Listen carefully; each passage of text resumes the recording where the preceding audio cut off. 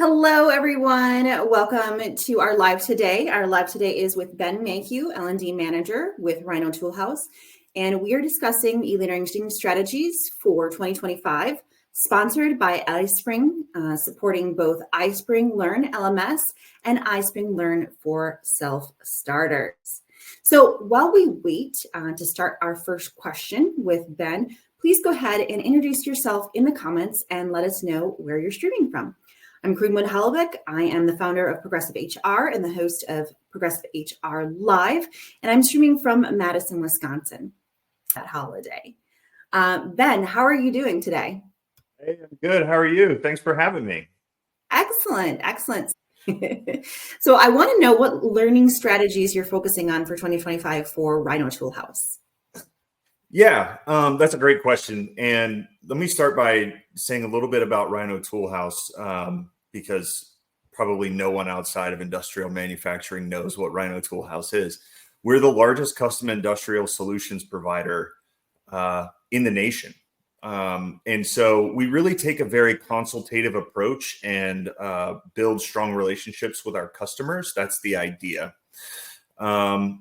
So our learning strategies for 25 really center around that idea of consultative selling, which comes in a couple ways. First off, continuous education, right? The hallmark of a professional and industrial manufacturing changes so fast that we have to constantly make an effort to stay on top of emerging trends. And then the next big focus would be onboarding. Getting our new employees and our new hires up to speed as quickly as possible. And then segment growth. So at Rhino Tool House, we have 4 primary segments that we focus on and sort of divide things into. And each one of those segments has growth targets as well. So those are the areas that we're really focusing on for 25. Thanks, Ben. Yeah. So you're focusing on more areas than those few just that you mentioned, right? Yeah, absolutely. So the other thing that we're really looking at hard is leader training or manager training. That's something that we've never instituted at Rhino Tool House, but we see the need for it, and it's going to increase in need as we move forward and as we grow. We just expanded into Mexico. Which is our first foray into sort of, outside of the United States. So there's a lot of cultural sensitivities and diversity and even to a degree language that needs to be discussed and addressed throughout the company.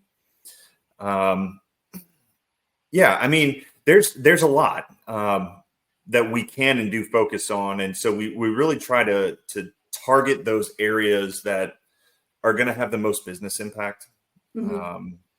In one way or another. So it's a lot.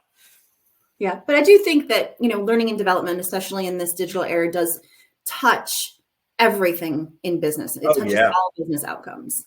Oh yeah, it really can't, it can't not, I guess. And so let me, as an example, we were going through our 25 plan, and I was pulling data from finance and from revenue.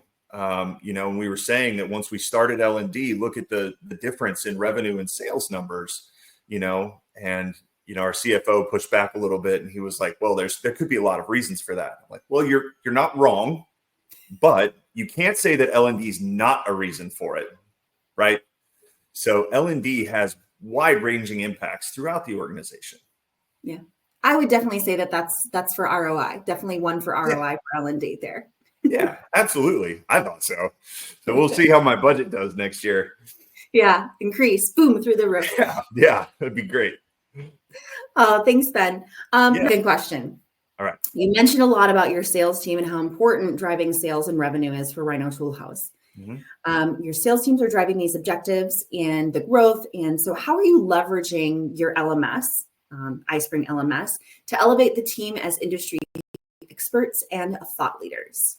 Yeah, that's really a great question. And it really is the crux of that's the secret sauce in L&D for Rhino Tool House. But really, industrial manufacturing is incredibly complex. So really, it's a two-prong approach that we've tried to institute. One is our sales team has to be experts and highly competent in the things that we do. If they don't have that degree of competence and instill that in the customers, then the customers will go somewhere else. They will find something else. We have to add value to the conversation. One of the ways we do that is through competencies and expertise. The second thing that we look at is how do we then, as a strategic resource internally to Rhino Tool House, start to look outside of Rhino Tool House and offer L&D as sort of a resource to our customers directly.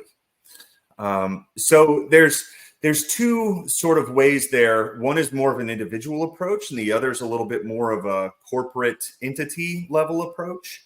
But both of those are aimed at making the Rhino Tool House brand and the Rhino Tool House logo represent expertise, competence, confidence, those kinds of things in the minds and eyes of our customers.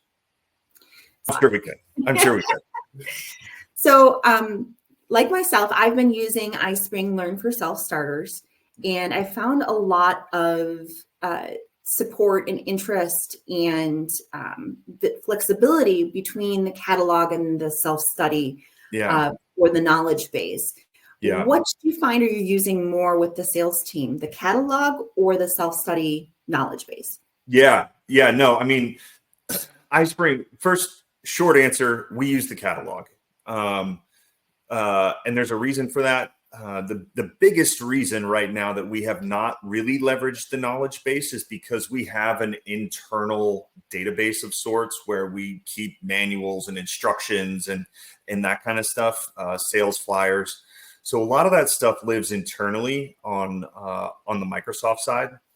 But the catalog I've made extensive use of because it allows the learners to go back in at a time and place of their choosing or as needed to really find something that they're looking for. And for example, the other day we had a sales engineer that was going to a customer visit, and one of the things that's really important to a lot of our customers right now is minimizing or reducing forklift traffic.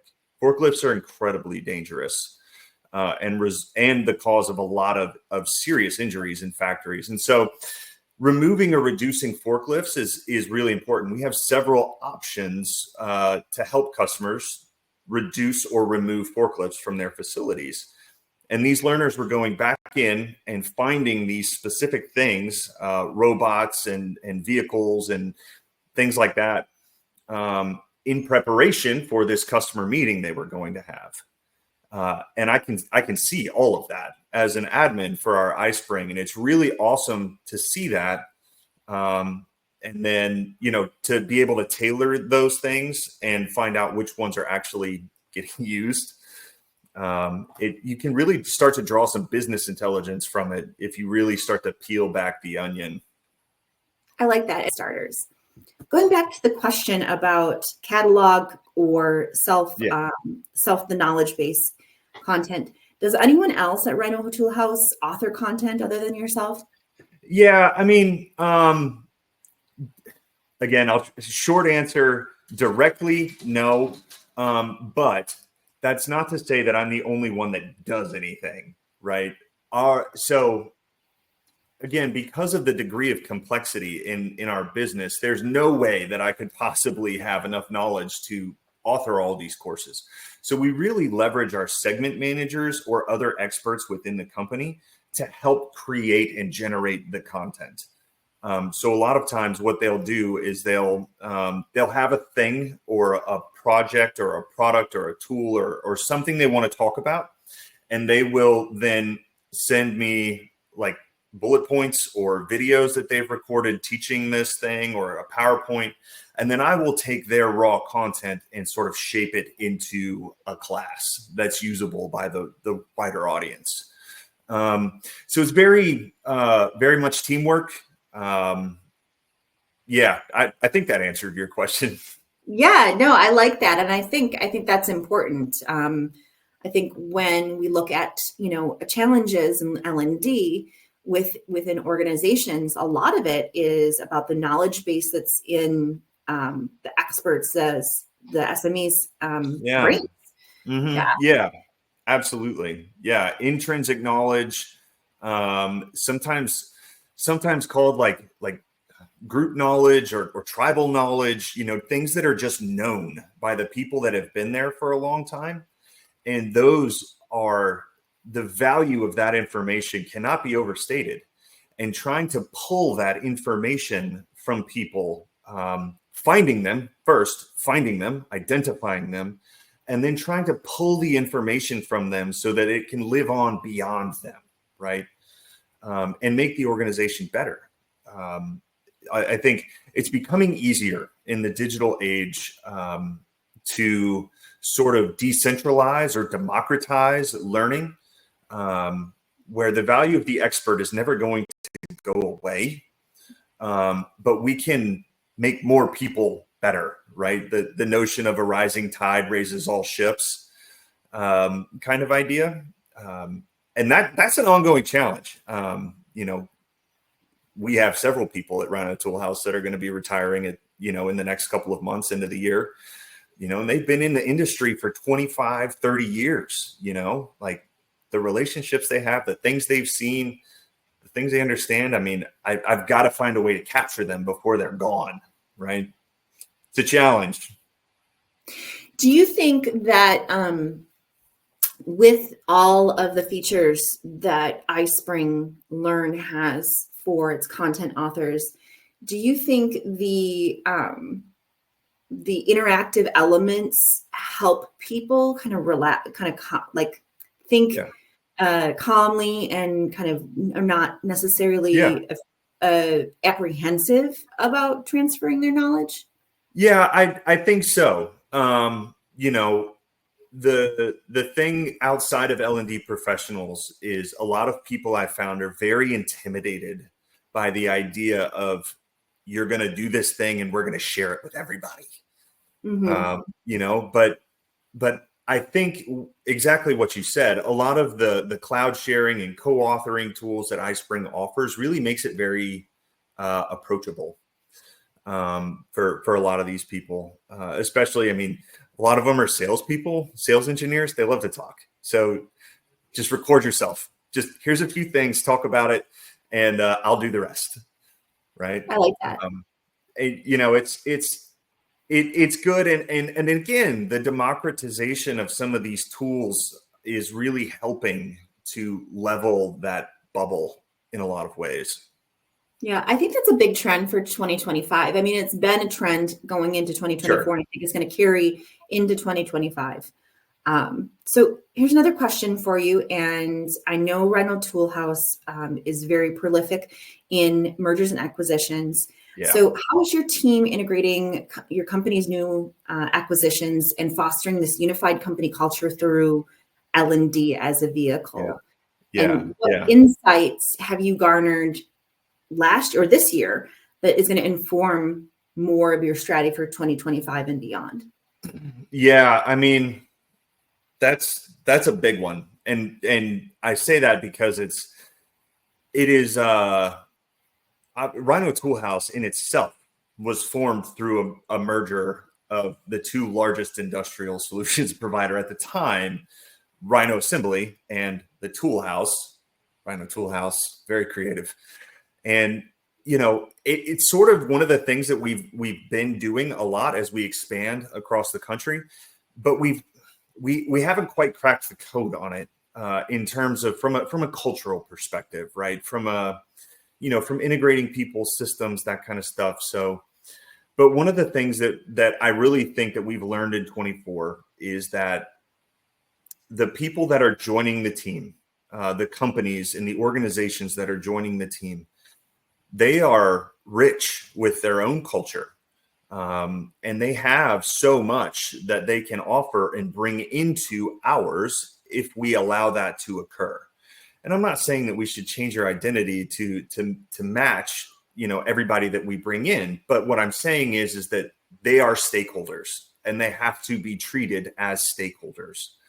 From a cultural perspective, obviously systems and payroll and HR, HRMs and all that kind of stuff. I mean, that's important, but a lot of the times in this industry, the mergers and acquisitions that we do, these other businesses have been around for decades, Mhm. and they have to be respected in a lot of ways. And I think that's one of the things that we've struggled a little bit to accomplish at Rhino Tool House is really streamlining that.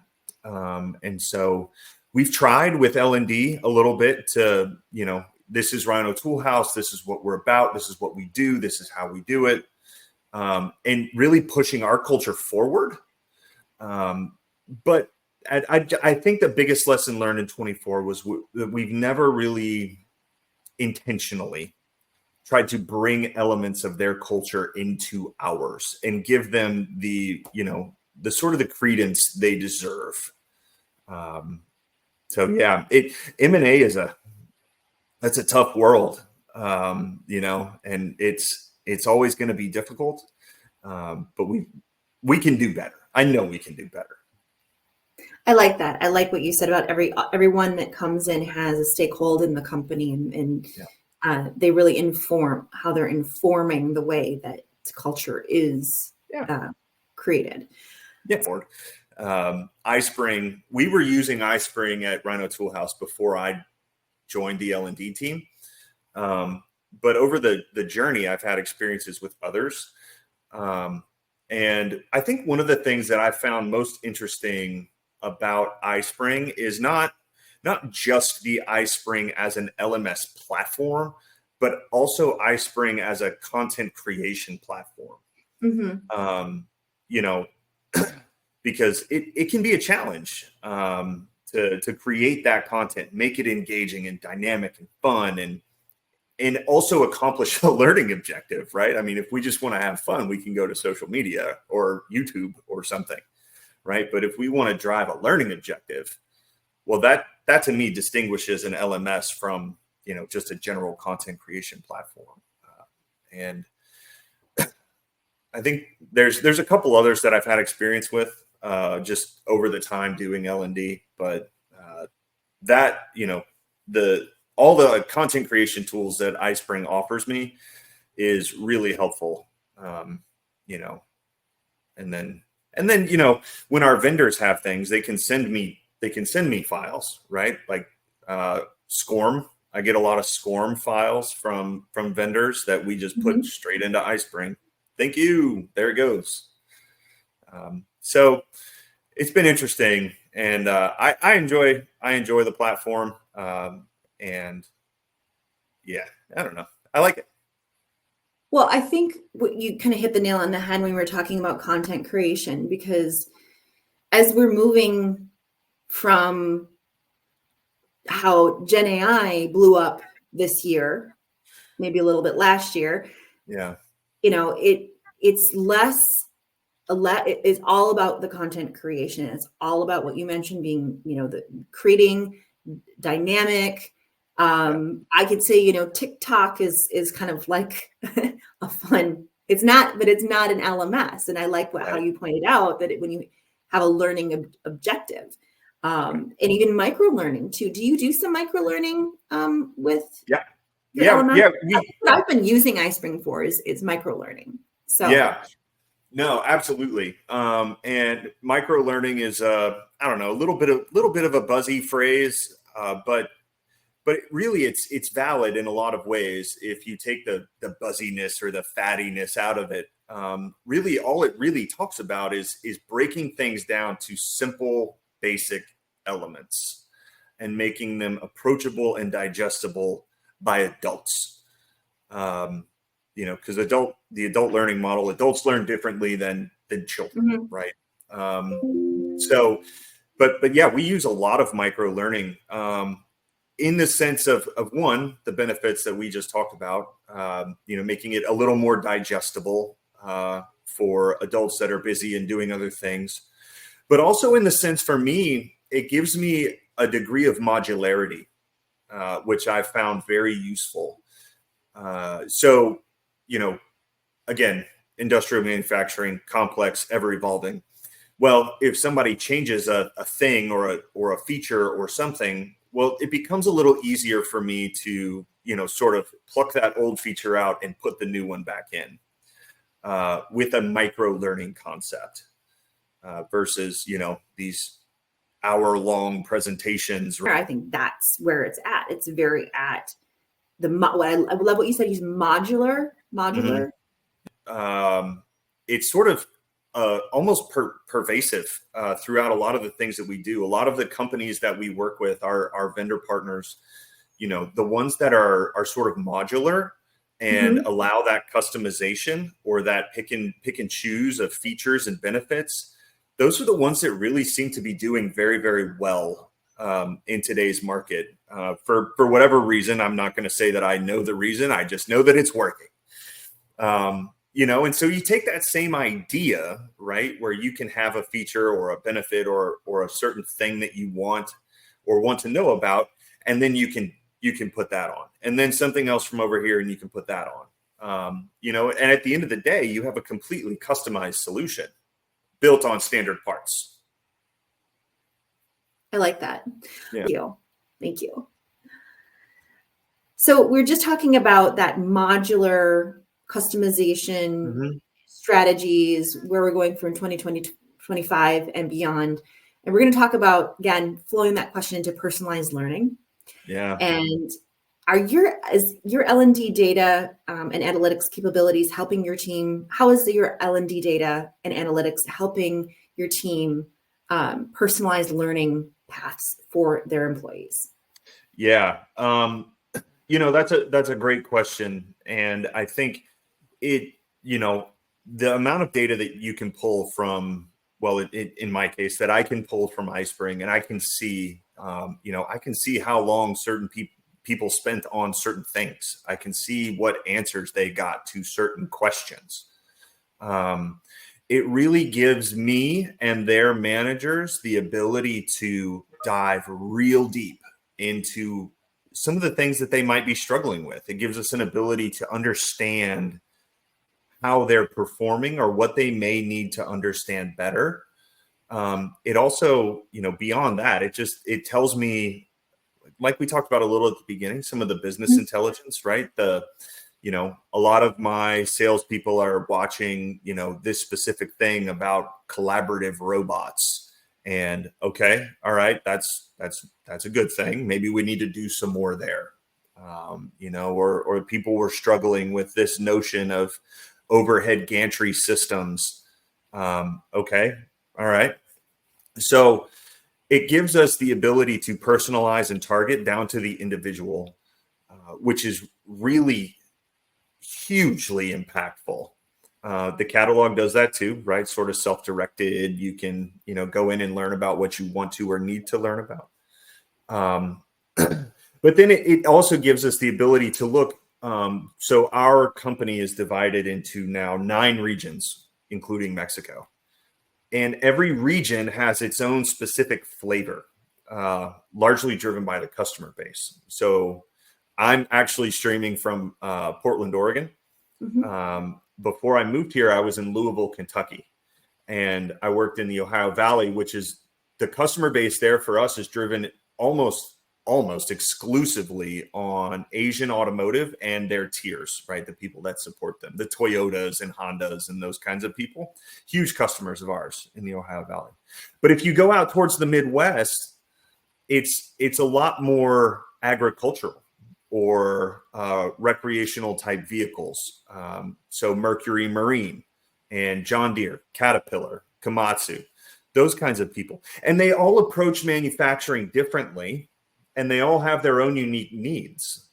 And understanding that and then targeting my L&D approaches to those specific regions is really important to us to help drive that expertise, that confidence, that competencies forward in a way that's not only impactful for our sales team and therefore the organization, but also to the customer.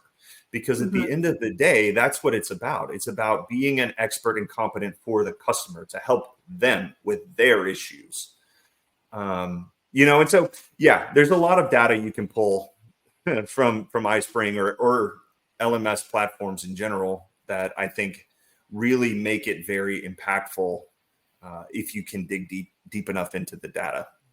I like that. And so you had a question for our audience. Yeah, I did. We can go ahead and ask. Sure. Yeah, I'm really just curious what sorts of challenges the audience members are finding in their L&D strategies or just in their LMSs in general. What is keeping them up at night? What's hard? That kind of stuff. I have a feeling there's probably some, we can all wrap our hands around each other and really feel some of that pain. But I know what I go through. I just want to know what they go through. Well, I'll answer. So Sure. One of the things that keeps me up at night, and some background, I started in L&D, then moved, specialist to generalist to then leadership and then LinkedIn. Yeah. Interesting career path. Yeah. But I do put together learning modules for my clients that are looking at learning how to efficiently, effectively use and leverage LinkedIn. Mm-hmm. And one of the biggest problems I have is that LinkedIn is so dynamic and things change so fast that you go and you write this script and then you go and record and then you put it together and you cut it up and then LinkedIn changes. And so that's the biggest challenge to me. And I've really found that it's very helpful with the smaller self-learns of the catalog, just to, and like you said, the modular is to really just micro break things up. Yeah. And then in this way, you don't have to change a whole half an hour, 40-minute course. You can change 30 seconds of something, Right. where everything can be like a 30-second. Right.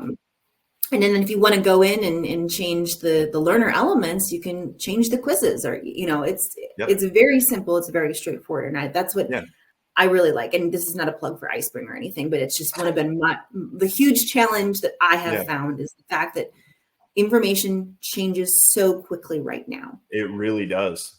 It really does.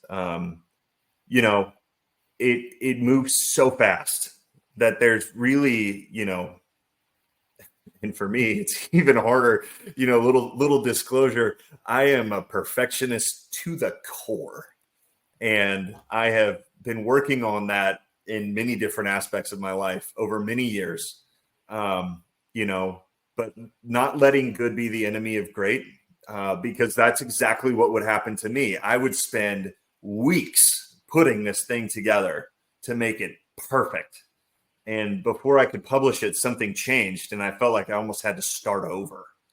But now really trying to embrace that modular sort of micro learning concepts, not just for the learners, it's also for me, selfishly a little bit, So yeah, that is a challenge for sure, because if we're putting outdated information into the world, then what are we doing, really?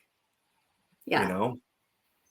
Which you can see this huge shift in content right now, where content is really moving toward either evergreen or just really quickly, not perfected content, because it changes so fast. And I was thinking the other day about AI and how many people are saying you can tell the content is AI written because it's too perfect. And so I say, as a content creator, I'm just going to start making mistakes all over the place so they know that it's not AI generated content. And eventually, if we stay strong on this, then eventually the AI will catch all of our mistakes, and maybe it'll start making mistakes of its own, and we can go back to being perfect. Yeah. So, AI. That's an interesting, topic, especially in L&D, but really in everywhere right now, is generative AI. And I'm very confident that a lot of learning and development professionals are using it. And there are great things that you could use it for, right? Some of those evergreen type things you were talking about, probably great for generative AI. Things like negotiations, or how to run a meeting, or some of that kind of stuff. Can be great for generative AI. The challenge that I have in industrial manufacturing space is that a lot of the things we do are so specific, and so almost minute and minuscule. There's not a body of information that exists. So using generative AI, I actually tried the other day to go into OpenAI and have it write me, a few things about one of our vendors and their line of tools. And it came back and told me there wasn't enough information. It couldn't do it. I'm like, oh, okay, well, that's helpful. Yeah. But it does have a place, right? I'm not going to say it doesn't, because it does. And there are certain aspects in our company that are using generative AI for various things. And it can make you more productive and efficient. But I'll put an asterisk on it, because exactly what you said, Karine. Yeah. And I love this comment from Odette. She said, time is really an essence of things, specifically in senior leadership. If I tell my executives that a training will take 1+ hours, they would look at me like I have 3 heads. So I've pivoted towards microlearning, where it's viable bits in bursts of time. I agree with that. Like, time, it used to be like you used to do 4 hours. Like, you go to a training course and do 4 hours. And now somebody's like, I just, even an hour, I'm not going to even have our live last an hour, because nobody likes to do hour things. No, you're absolutely right. And that's a great comment. And as you move up, sort of the organizational hierarchy, right? And you're targeting learning at more senior folks. I've got a few of the guys that are on the executive team right now that are going through. Ultimately, I think they said it's like a 12-week long course, right? But they showed me the screenshot of how it's all broken down, and it is in such bite-sized pieces, right? Such tiny little pieces. They get all the information, but they get it when they need it or when they can access it. And it's not a ton at a time, right? So, yeah, I mean, I had a boss in the military, actually. I still am, I guess, in the military. Tell me, when you're briefing or you're talking to senior leaders, generals, or C-suite, VP, whatever, be brief, be brilliant, be gone. And that's exactly the idea there. They're not going to give you the time. You have to fit into them. We can totally apply that to L&D right now. Absolutely. And I'll be honest, I don't think much has changed between this year and what will to be next year. I think just more people are adopting this different mindset. Yes. And, L&D, just sort of as a segment or as an industry, I guess, is really having a moment. I think a lot of companies that I see may not have ever really seen the value of L&D before, but now they do. And L&D as a concept, or as a corporate entity, or anything like that, is only going to grow. And we as L&D practitioners, I think the biggest thing for 25, we have to find a way to keep L&D relevant, and show the value of L&D to the broader organization. And that can be a challenge. I really still don't think that we as L&D have a really good way to measure our impact on the organization. So I was talking to actually our COO and our CFO the other day, and I was saying, like, guys, look at the revenue shift since we started L&D. Look at the retention shift since we started L&D. And they're like, devil's advocate, we could put a mark on the wall and say we did all these other things. I'm like, yes, but L&D was a part of it. L&D is a part of it. You can't say that it's not. And so I guess that's one of the things that I'm also looking forward to in 25 is really trying to narrow in and focus in on how do we, as an organization or as L&D, measure our impact on the organization. And in a sales perspective, it's kind of easier because I can just say, well, you sold more, you sold less, right? I mean, it's relatively straightforward. But when you start talking about things like retention or manager efficacy, and some of these more qualitative type concepts, it gets very challenging to gauge and to judge L&D's impact. So I don't know. That would be one of the things that keeps me up at night. To that point, Yeah. what are the KPIs that you're using to benchmark learning effectiveness and ensure alignment with business objectives? Yeah. So we talked a lot about these because I think we had like five of them. Yeah. And I thought they were pretty innovative. Yeah. So one of the first ones and the biggest one, because for Rhino Tool House, learning and development still lives in our hierarchy under the sales silo. We have not gone up, and so we don't touch all areas of the organization directly yet. But since we are focused on sales, it makes it a little bit easier to find them. So one of them, the first one, obviously revenue growth.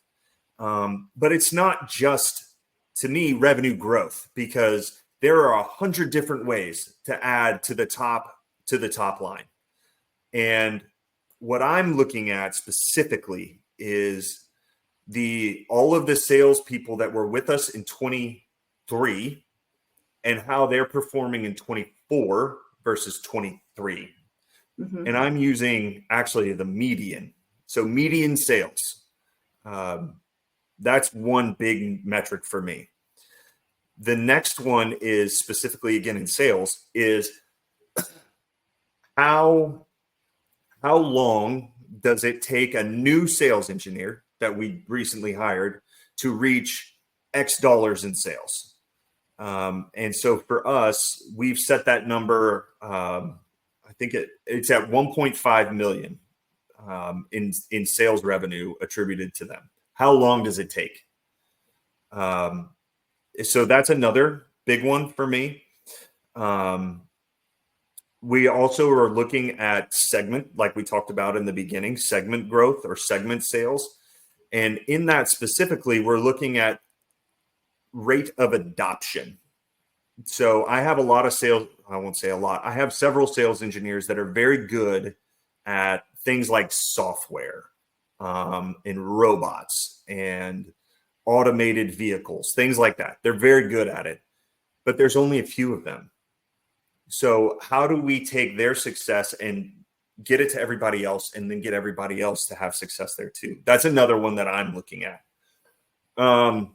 New customers, right? I mean, that's another one that I sort of will take partial credit for because if we can help sales engineers get comfortable and access to more contacts throughout a facility, then I'm kind of doing my job. Obviously, for us, even still, marketing shares the vast majority of that load.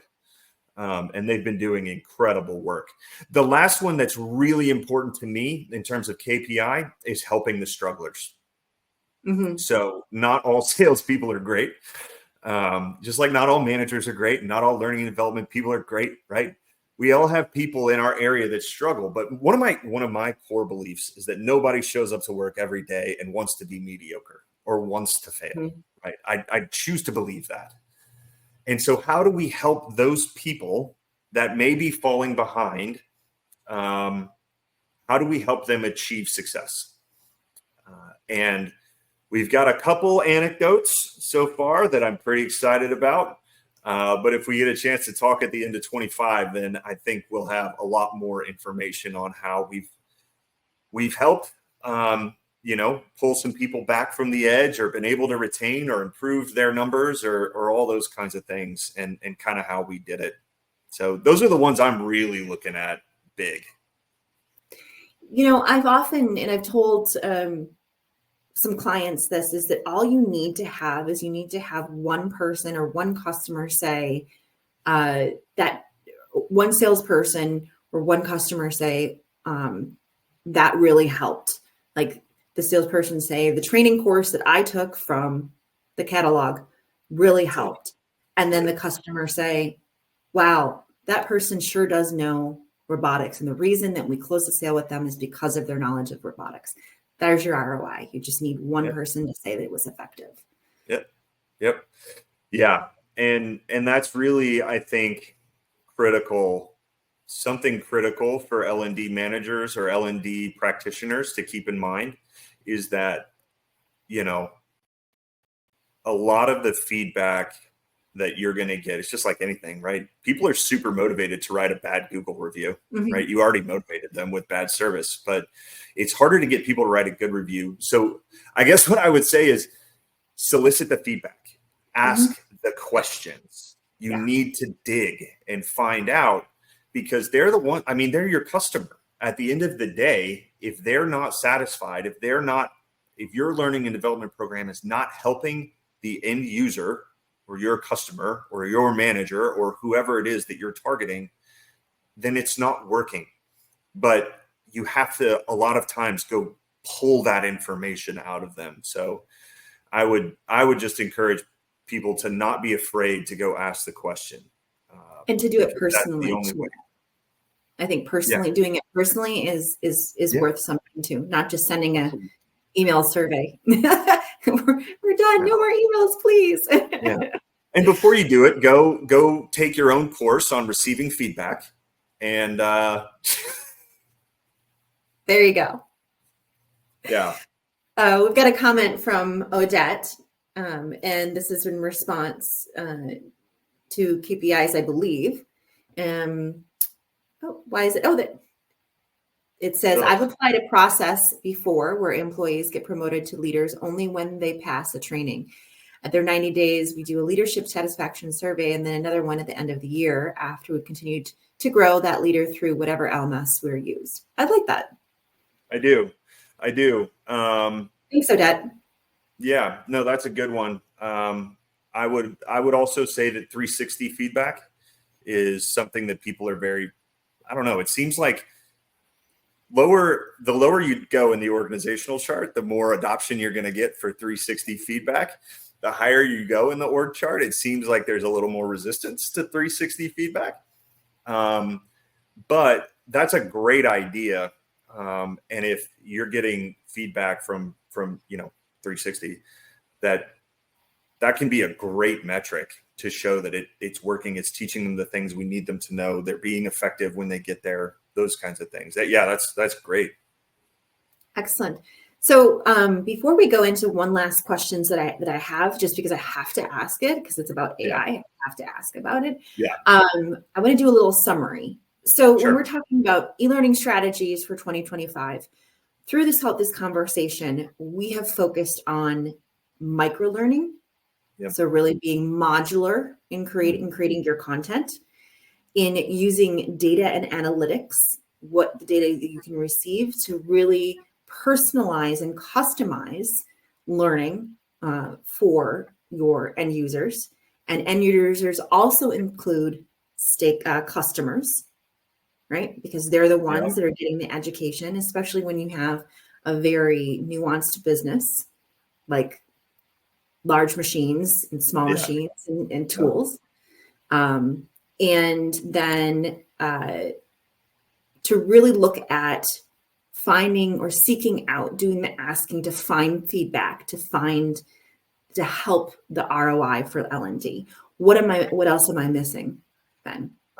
Other than using AI. No, I think I think those are the big ones. Those are the ways that, we at Rhino Tool House are looking forward.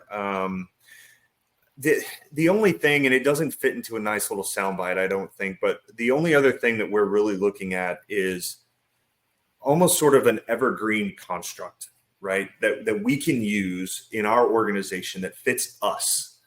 And how do we take that framework and then fit L&D into it? So one of the things that we're looking at right now is a concept of technical competency, sales skills, and discipline. And so if we can build out that framework and we have, technical competencies, right? Things that I've talked about already. Like, can you instill confidence and trust in the customer? Can you look at a problem a customer is having and say, yes, we can do that. And here's how we're going to do it. The second piece of that, those are sort of my big bricks, I think. And then the mortar that's going to hold all these bricks together is sales skills, which is actually something that we've never really directly addressed at Rhino Tool House. I think we've made a lot of assumptions, but we're directly addressing it in 25. And then the discipline to apply it is really about leadership, management, routine systems and processes. So that would be the only thing that we haven't talked about that I think is going to be important, right? If you can find a framework or model that kind of works for your situation, and run it through the ringer and get feedback from all over the place on it, then you really have almost a terminal learning objective that you're aiming at, right? And then you can build and judge within that framework, and you've sort of created your own internal roadmap. I like that. And then as you were talking, I was thinking about another one that you had mentioned right at the beginning, and that was setting your sales leaders up as thought leaders within the industry and how important that is. And they not just salespeople, but they're salespeople with immense expert knowledge. Right. Yeah, absolutely. I mean, somebody used the example. I go to Home Depot and Lowe's all the time because I am a perpetual do-it-yourselfer, and I will think that I walked in knowing what I'm looking for. I think I know, right?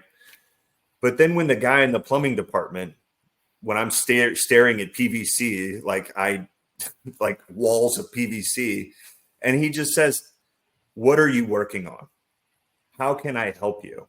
Right? If I tell him that I'm looking for a 4-inch PVC pipe, and he can point to the PVC pipe, right? That's not hard. But the hard part is understanding what your customer is really trying to do. What is their pain point? What are their priorities? That is where the consultative sales approach comes in. And it's not the same for everybody, but that is a critical element of our success at Rhino Tool House. That's awesome. Yeah. So before I get into the question, because I promised everybody this was going to end within the hour, so I'm going to try to speed it up here. Before I get into the question for AI, audience, iSpring Solutions is sponsoring this live, and they would like to give you a 30-day free trial of both iSpring Learn Self-Starter and iSpring Learn LMS. And so Vlad White from iSpring is going to go ahead and drop those links to those trials in the comments now. So I would say iSpring Learn for self-starters is more for smaller businesses, someone that for an L&D manager or an L&D leader that just really wants to get everything up and ready in one day.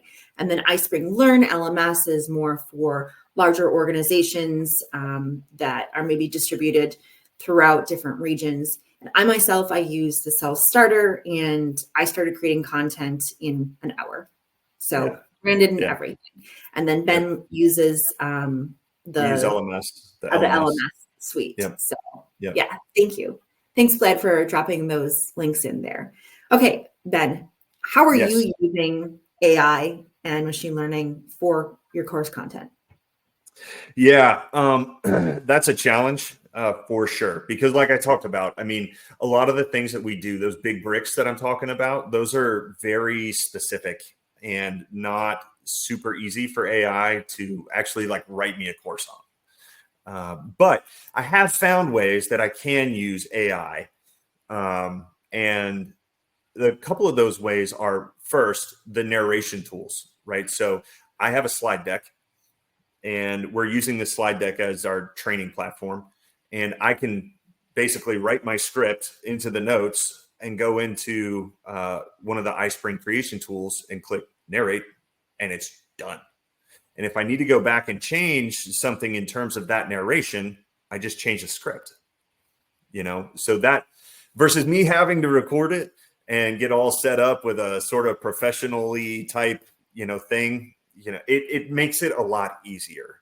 I've actually had learners come back and tell me later that they thought it was that we were outsourcing it because it was that realistic. But wasn't. It was definitely AI or machine learning, either way, I guess. The other place that I've started to use it is sort of along the same lines, but in terms of generating closed captionings for my videos. And transcriptions. Yeah, I like that. Yes. Accessibility is important. And it's something that definitely matters or in my opinion, should matter. And that has been one of previously creating closed caption. I didn't realize how hard it was until I tried to do it without these tools that I have in my course creation suite from iSpring. It is hard. But that's another way that I'm using AI to sort of help facilitate productive and efficient course creation. Those are the big ones right now. Awesome. All right, Ben, thank you so much for joining us today on Progressive HR Live. Yeah. iSpring Solutions, thank you so much for sponsoring. Greatly appreciate all your help and giving those audience the trials. Say happy Dia de los Muertos, Halloween, All Hallows Eve, and Diwali. Bye, everyone. Vlad and Carly, you can come back into the studio now. Yeah, Carly just sent me a message. She said she